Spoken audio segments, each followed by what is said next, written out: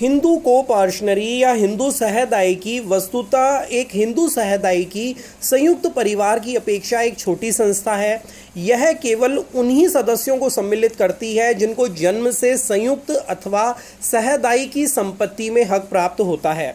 उच्चतम न्यायालय ने भी नरेंद्र बनाम WT कमिश्नर के वाद में यह निरूपित किया कि हिंदू सहदायिकी एक लघु संगठन है जिसमें सहदायिकी संपत्ति में हक रखने वाले वे पुरुष संतान आते हैं जो 3 पीढ़ी तक के वंशानुक्रम में है।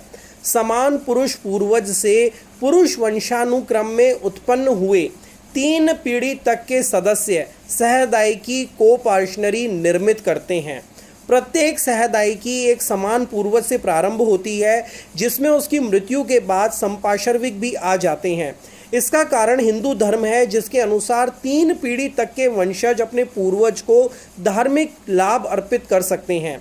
इसके अतिरिक्त केवल पुरुष वंशानुक्रम से उत्पन्न हुए सदस्य ही सहदायिक हो सकते हैं। स्त्रियां सहदायिक होने से अपवर्जित की जाती थी क्योंकि सहदायिकी की शर्त यह थी कि सहदायिक विभाजन का दावा कर सकें और पुरातन हिंदू व्यवस्था में किसी भी स्त्री को ये हक प्राप्त नहीं था कि वह विभाजन का दावा कर सके।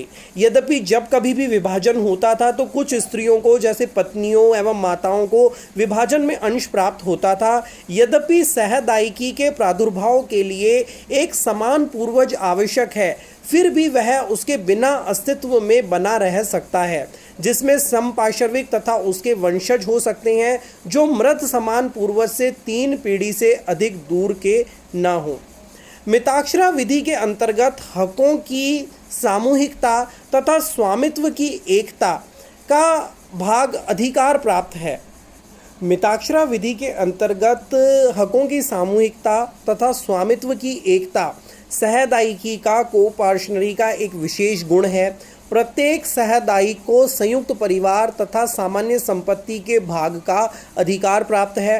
अतः सहदायिकी का यह अधिकार है कि वह सहदायिकी संपत्ति में अपने निश्चित हक का दावा कर सके। यह तब तक संभव नहीं है जब तक संपत्ति अविभाजित रहती है। इस प्रकार के परिवार की प्रथम आवश्यकता परिवार की इकाई तथा दूसरी कृति मात्र है। दूसरी आवश्यकता संपत्ति का कब्जा है। राम अवध बनाम केदारनाथ के मामले में इलाहाबाद उच्च न्यायालय ने ये अभिनिर्धारित किया। न्यायालय ने संप्रेषित किया कि मिताक्षरा सहदायिकी कानून की देन है, न कि सदस्यों के कृत्य से उद्भूत होती है। केवल एक अपवाद दत्तक ग्रहण के मामलों में होता है जहां अपने दत्तक ग्रहीता पिता के साथ पैतृक संपत्ति में सहदायिकी का निर्माण होता है। सहदायिकी के लक्षण मिताक्षरा विधि में इस प्रकार कहे जा सकते हैं कि क्रमशः 3 पीढ़ी तक की पुरुष संतानें पैतृक संपत्ति में जन्म से हक अर्जित करती है। लेकिन वर्तमान में हिंदू उत्तराधिकार संशोधन अधिनियम 2005 के पश्चात स्त्रियों को भी पैतृक संपत्ति में जन्म से हक अर्जित करने का अधिकार प्रदान कर दिया गया है। इस प्रकार की संतानें किसी विभाजन की मांग कर सकती है।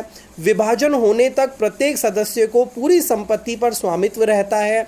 इस प्रकार सह स्वामित्व से कब्जा तथा संपत्ति प्रयोग प्रत्येक सदस्य का समान रूप से होता है। संपत्ति का अन्य संक्रामण ट्रांजैक्शन बिना आवश्यकता के संभव नहीं होता और न अन्य सहदायिकी की सम्मति के बिना संभव होता है।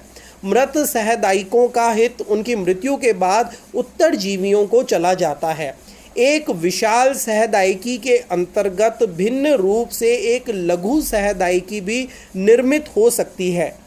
एक सहदायिकी में समान पूर्वज के जीवित रहते हुए यदि उसकी संतान की मृत्यु हो जाती है तो सहदायिकी उसके बाद के वंशजों के साथ आगे नहीं बढ़ जाती, बल्कि उस समान पूर्वज से 3 पीढ़ी नीचे के पुरुष सदस्यों तक ही सीमित रहती है।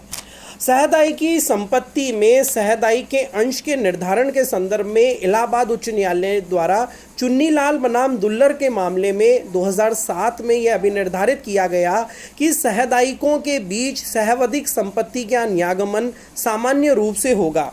इस वाद में बी ने अपने पिता सी के द्वारा छोड़ी गई संपत्ति में 1/3 भाग उत्तराधिकार में प्राप्त किया था, क्योंकि बी के द्वारा छोड़ी गई संपत्ति में उसके 2 पुत्रों एवं मृतक पिता के बीच सर्वप्रथम ऐसी संपत्ति हिंदू उत्तराधिकार अधिनियम की धारा 6 के अंतर्गत निर्धारित की जाएगी, जिसके परिणाम स्वरूप काल्पनिक विभाजन के अंतर्गत मृतक पिता एवं उसके दोनों पुत्रों के बीच सर्वप्रथम संपत्ति का विभाजन किया जाएगा।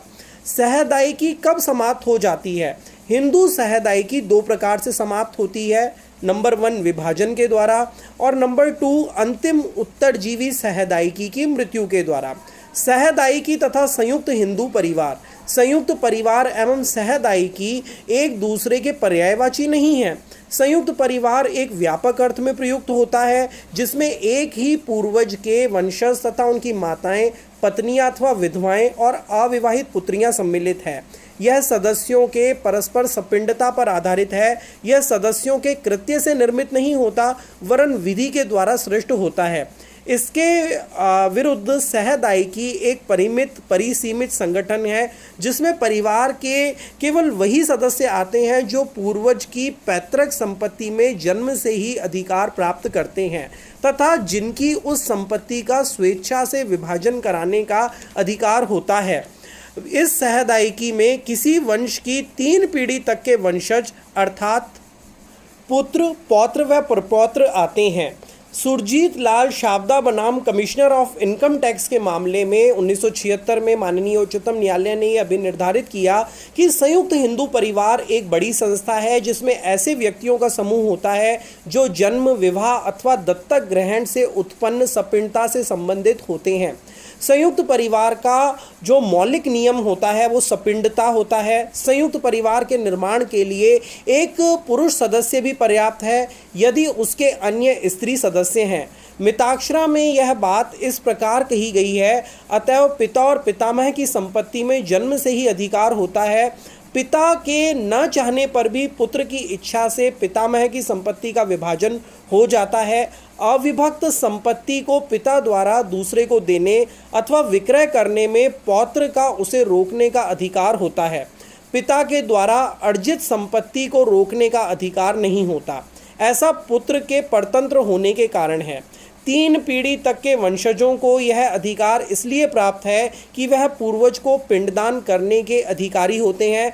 इस प्रकार सहदायिकी कोपार्शनरी संयुक्त परिवार की तुलना में एक परिमित संगठन है, जिसमें नारियां नहीं आती थी। इसके अंतर्गत 3 पीढ़ी तक के पुरुष वंशज, पुरुष सदस्य ही आते थे। एक संयुक्त परिवार में एक से अधिक सहदायिकी हो सकते हैं। ये एक बहुत महत्वपूर्ण बात है कि एक जॉइंट अनडिवाइडेड हिंदू फैमिली में एक से अधिक कोपार्शनरीज हो सकती हैं, किंतु एक सहदायिकी में, एक कोपार्शनरी में एक से अधिक संयुक्त परिवार नहीं हो सकता। सहदायिकी और संयुक्त परिवार में, हिंदू अविभक्त परिवार में कुछ महत्वपूर्ण अंतर हैं। जब तक कि संयुक्त परिवार के सदस्यों की संख्या तथा समान पूर्वजों के वंशजों की दूरी सीमित नहीं होती, सहदायिकी संयुक्त परिवार के केवल कुछ निश्चित सदस्यों के लिए ही होती है। सहदायिकी केवल उन पुरुष सदस्यों तक ही सीमित होती है जो पूर्वज से उसको सम्मिलित करके 4 पीढ़ी के अंतर्गत आते हैं, अर्थात पूर्वज और उसके नीचे की 3 पीढ़ियां, टोटल 4 पीढ़ियां। जबकि संयुक्त परिवार में इस प्रकार की कोई भी लिमिटेशन, सीमितताएं नहीं है। सहदायिकी केवल पुरुष सदस्यों तक ही सीमित होने के कारण अंतिम सहदायिकी की मृत्यु के बाद समाप्त हो जाती है, जबकि संयुक्त परिवार ऐसे सहदायिकी की मृत्यु के बाद भी स्थिर रहता है। यद्यपि प्रत्येक सहदायिकी या तो संयुक्त परिवार होता है या उसका भाग होता है, किंतु इसके विपरीत सदैव सत्य नहीं होता, अर्थात प्रत्येक संयुक्त परिवार सहदायिकी नहीं है। इन्हीं उपयुक्त बातों का समर्थन इलाहाबाद उच्च न्यायालय ने अपने निर्णय बाबूलाल बनाम चंद्रिका प्रसाद में किया। न्यायाधीश श्री मिश्र ने ये कहा कि एक संयुक्त परिवार एक समान पूर्वज से उत्पन्न वंशजों तथा उनकी पत्नियों एवं अविवाहिता पुत्रियों को भी सम्मिलित करता है, किंतु एक हिंदू सहदायिकी कोपार्शनरी अत्यंत संकुचित संस्था है, जिसमें वही सदस्य होते हैं जो सहदायिकी अथवा संयुक्त संपत्ति में जन्मता अधिकार प्राप्त करते हैं। इस कोटि में पुत्र, पौत्र तथा प्रपौत्र ही आते हैं। एक सहदायिकी के अंतर्गत भी सहदायिकी हो सकती है। उदाहरण के लिए मान लीजिए कि ए के 3 पुत्र X, Y और Z हैं। वाई के दो पुत्र एस और टी हैं तथा जेड के दो पुत्र एम और एन हैं। ये सभी संतानें ए के साथ सहदायिकी निर्मित करते हैं। यदि इनमें वाई तथा जेड की मृत्यु हो जाए और वह अपनी पृथक संपत्ति छोड़कर मर जाते हैं तो मृत वाई के दोनों पुत्र एस और टी मिलकर एक सहदायिकी अलग से तथा जेड के दोनों पुत्र एम और एन एक सहदायिकी अलग से निर्मित करेंगे, जो अपने मृत पिता की पृथक संपत्ति को सहदायिकी के रूप में अलग से प्राप्त करेंगे। यदि इनमें से एस अथवा टी एवं एम तथा एन के कोई पुत्र उत्पन्न होता है तो वह अपने मृत पितामह वाई एवं जेड की पृथक संपत्ति में जन्म से अधिकार सहदायिकी के रूप में प्राप्त कर लेंगे तथा ए प्रपितामह के साथ भी सहदायिकी का निर्माण करेंगे, क्योंकि क से नीचे की 3 पुरुष पीढ़ी के अंतर्गत वे आते हैं और इस प्रकार ए की संपत्ति में भी जन्म से अधिकार प्राप्त कर लेंगे। इस प्रकार एक सहदायिकी ए के साथ निर्मित होती है, दूसरी सहदायिकी मृत पिता वाई और जेड के साथ उनकी पृथक संपत्ति के कारण निर्मित होती है। इस विषय पर उच्चतम न्यायालय ने भगवान बनाम रेवती के मामले में विचार किया था और इस निष्कर्ष पर पहुंचा था कि कोपार्शनरी के अंदर भी कोपार्शनरी हो सकती है, सहदायिकी के अंतर्गत भी सहदायिकी हो सकती है।